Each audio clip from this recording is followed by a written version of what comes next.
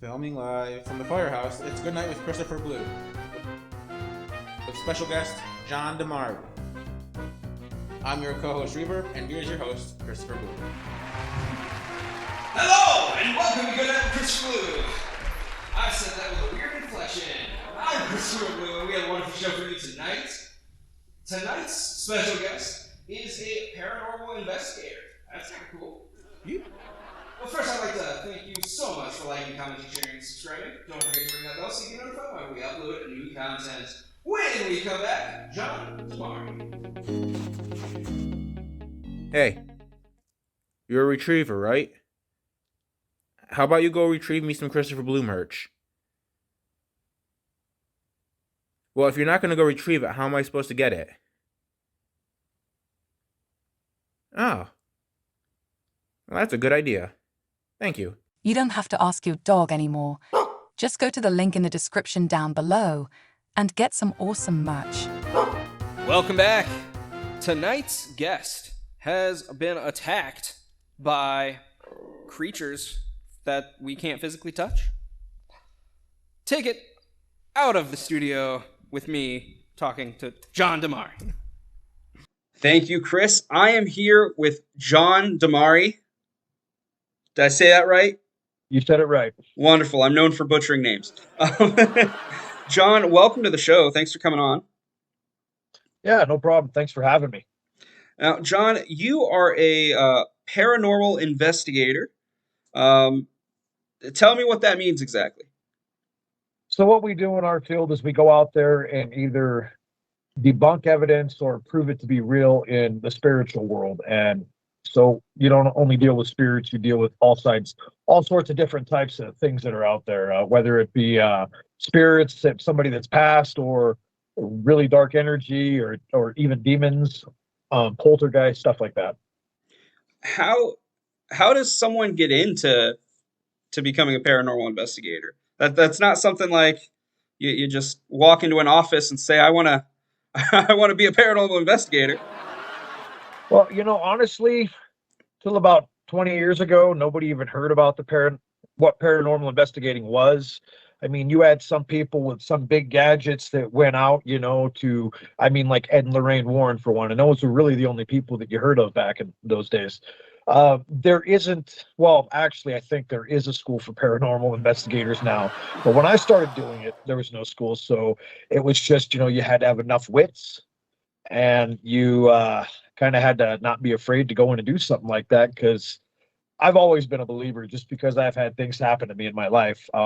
But going into that first investigation, I didn't know what I was doing. I was biting my fingernails the whole way there, didn't know what to expect. And that night we'd gotten a lot of evidence, a lot of good evidence. Very nice. So I know you had a tragedy when you were a child. Is that, do you want to talk about that? Is that kind of what led you down this path? Yeah, when I was 16, I had lost my parents brutally to a murder-suicide that I was a part of and I had seen. And, when you lose your mom, it's like losing your best friend. So when I started doing this, it was in hopes that one day I'd be able to talk to her again. And it hasn't happened yet, and I've been doing it since 2010. So. I see. So you mentioned that back in the day there were some guys with these big gadgets. Do you have any gadgets or tools that you use when you're doing your thing? Throughout the 13 years I've been doing this, I've probably spent close to $8,000 on different tools and whatnot. There's always new stuff that comes out every year. There's always better stuff that's better detecting.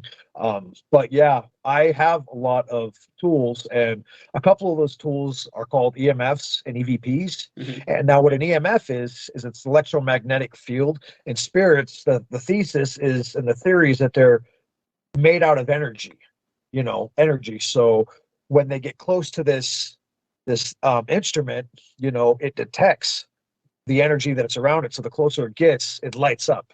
And then, of course, you have an EVP, which is called the electronic voice phenomenon. And what that does is it's a speaker, it's a recorder. and it's a speaker in one. And what it allows you to do is record things that our ears cannot hear.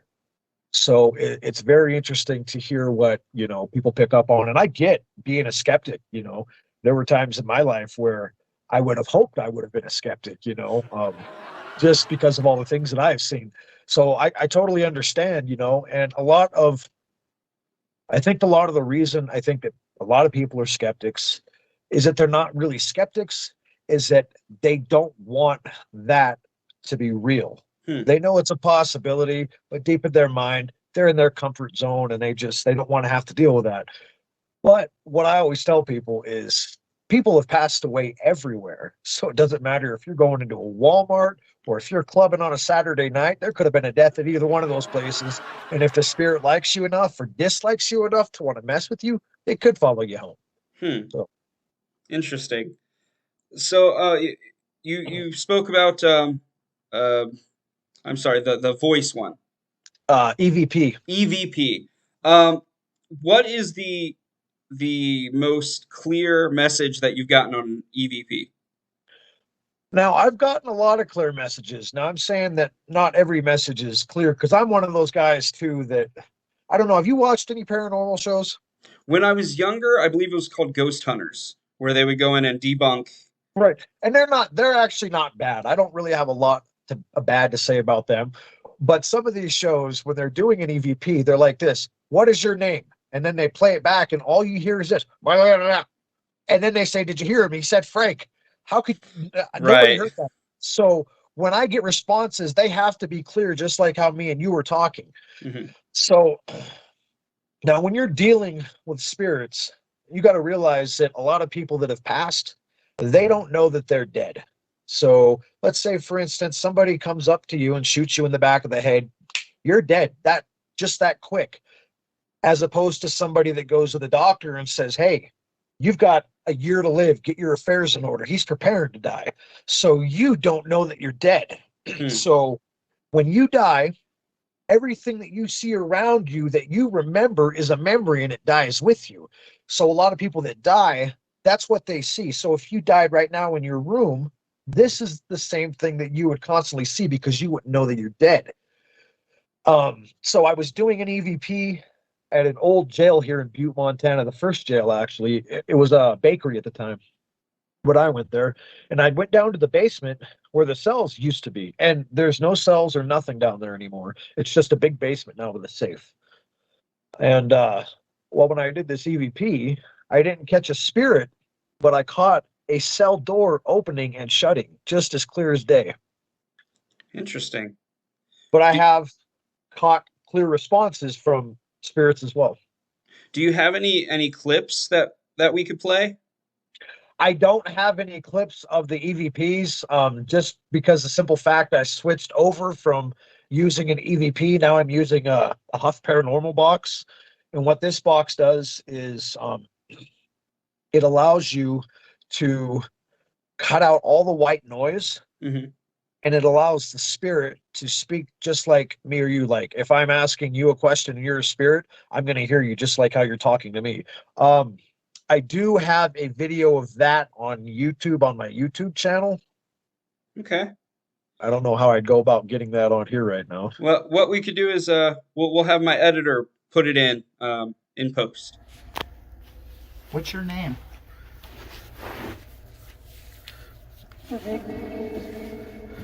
Did you say Tiffany or Stephanie?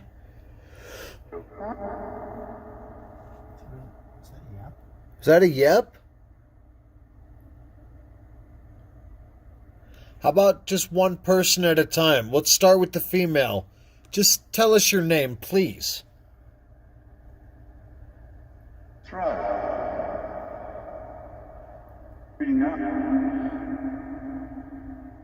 All right. Do you happen to have any instruments on you that you could show off on camera? So this right here, this is the spirit box I was just telling you about, where you get the clear sounds. And when these guys build these things, they use not a lot of them, but some of them use actual like rocks and minerals and stuff that connect with the electricity. That way the message will be a lot clearer. but this is the one that I use, and it's called a honeytone, and it works really, really good. And on the YouTube video, you'll see I am actually talking to a spirit at my job, and I was there with a buddy, and one of the questions we asked it was, "Well, what do you want from us?"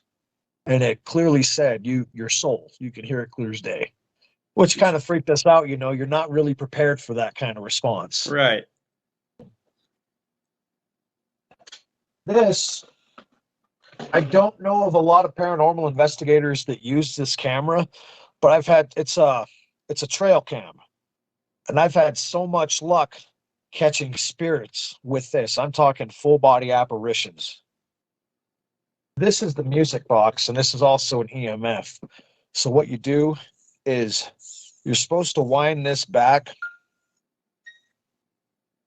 after it's on, and if it starts playing that music, because it'll wind, then that means, like right there, that shouldn't be winding by itself. But I do have something currently following me around right now, so Okay. I don't know if you watched any of the videos that I had sent you. Yeah, I was starting to watch a couple of them. Yeah. There's one, I don't know if you watched it yet, but it's of me. I'm at the Dumas brothel. Now I'm sitting there with my phone because The shadow on the bed. the shadow on the bed, yes. Yeah. And then Are you guys seeing what I'm seeing? This is some good stuff. What the?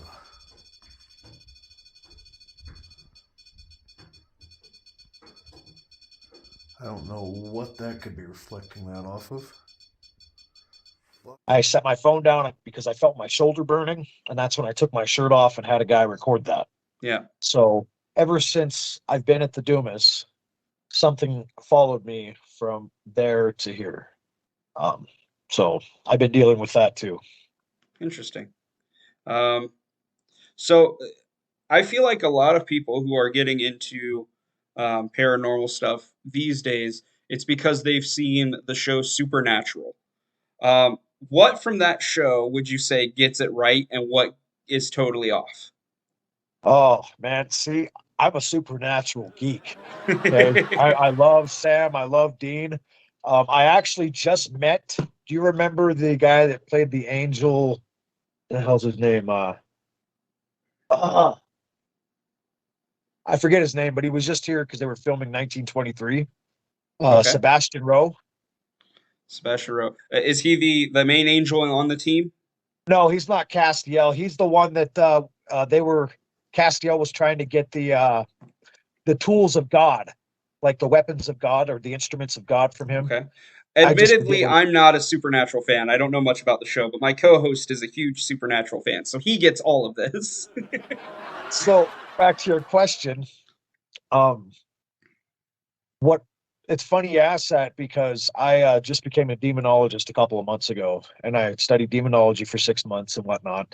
And I was reading as I was taking this some of the things that can help against demonic entities. One of them being iron, which I had no idea, and Supernatural uses that in there. And salt, which I knew salt was always a repellent, just for spirits and stuff, ghost hunting. I didn't know it could be so powerful to use against the demon, which it can. So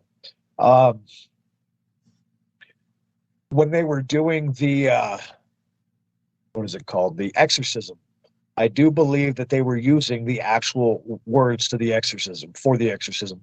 Oh. Yeah, because I was looking online to try to find how you can perform an exorcism, but the Catholic Church has it locked down. They won't let anybody do it, which I don't think that's right at all. I mean, there's hundreds of cultures that have been getting rid of bad spirits and demons for a long time. So you telling me their way's wrong too? You know what I mean? Right. So, but they actually had the manuscript of how to do an exorcism. Huh. The things I think weren't comparably right, but good for entertainment. The whole Sam and Dean going to hell and being revived, and Right. going to hell and dying and being revived. But hey, it's Hollywood. I guess you go to love it. Right, right. So just so we're talking about supernatural and whatnot. You strictly are about like the spirits and the demons. Are you also a cryptozoologist where you believe that there are werewolves and vampires and all that as well? I believe they all exist. I Oh, mean, I believe human beings are smart, but those stories, those thoughts and ideas came from something, you know. Yeah, so I believe it's all real, you know. Well, not all. I mean, there's some things that are definitely not real, but do I believe Bigfoot's real? Absolutely. hmm, Do I believe that Nessie's real? Probably. Aliens? Yeah, definitely, absolutely. Um, there's probably stuff that's even older that is still lurking around the earth that we don't even know about. The earth's been here for millions of years, so yeah, we don't know. yeah, that's very true. So if someone were to want to start out in paranormal investigation, what would be your advice to get someone started and on their first investigation? Well, I would tell them that they really needed to think long and hard about the road they're going to go down. And I've seen a lot of people say they want to investigate, but a lot of people are just in it for the thrills. Now, mind you, I was kind of in it just for the thrills too, you know, but it became a passion. But it's also been a hard road. Once you start tapping into that, you know, there's going to be things that are going to happen that are going to be you can't explain. It could be good, it could be bad. So I would tell them that. Think about it. Think long and hard because it's not only spirits that are out there.